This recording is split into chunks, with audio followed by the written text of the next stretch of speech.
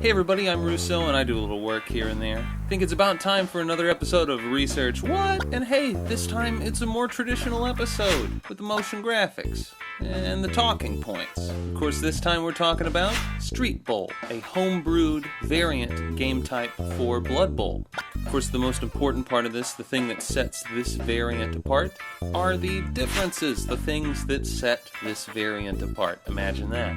So the first thing you notice, just looking at it, pitch is a different size. It's the same length as a standard Blood Bowl pitch, but the center zone is 3 squares wide, and each of the wide zones are 2 squares wide for a total width of 7 squares. You have a narrower pitch, that also means less players. Each team can field 7 players total, and there are some positional discrepancies. By that I mean positional players, you can only have half as many. And no, that doesn't affect big guys, since generally you can only have one of those. That being said, instead of $1 million gold for your starting roster, you get 600,000. Also on the cost front, rerolls cost double what they would in normal Blood Bowl. There are no wizards, there are no apothecaries, no star players either. They will have nothing to do with the Street Bowl. And why is that? For the wizards and apothecaries, well, it's more dangerous. For the star players, even if they did get their start in Street Bowl, they would never admit it. Of course, as I said, it is dangerous.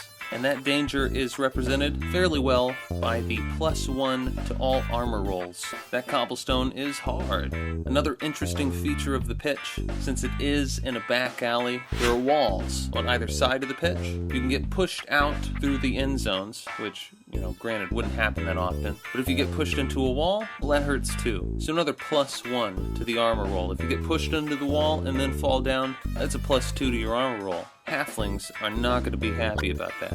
Also, since the road is so hard, balls bounce twice when they scatter. Granted, they don't bounce twice for a kickoff, but they do bounce twice for a failed catch or after a pass or a kick or the ball is thrown in. The ball being thrown in, that reminds me, there's no referee, but instead there are fans. And the fans will get upset if you just start fouling their favorite players. If a ball goes off one end of the pitch, the fans will throw it back, like they do in normal Blood Bowl. The walls, though, the ball generally can't go through those, so it bounces off. And you can try to pass to another player by bouncing the ball off the wall, but you get a -1 to your agility. So yeah, that's about it for the main differences. Oh, except the tables. There are custom kickoff and weather tables, and there's also a potion table. At the beginning of the match, you can roll a d3 to see how many potions you have for the game. Potions have a variety of effects, some of which pretty bad. But yeah, with that, we're about done with the differences. Basically, the pitch is smaller, it's a lot more dangerous, your teams are smaller, but it makes for some exciting and high-octane action.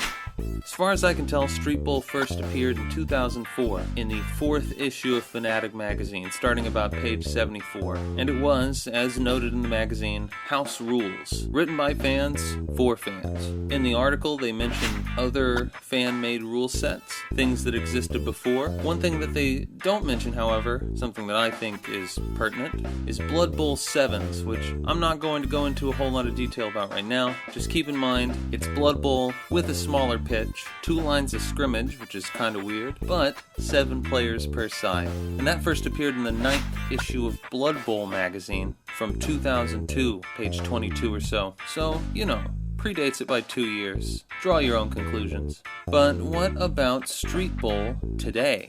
Well, you can get an updated rule set on slurpeebowl.com. Link on the screen, link in the description, and hey, if you like it, you can check out my video on making a Street Bowl pitch for $1. Yeah, I know, probably could have been cheaper, but what are you gonna do?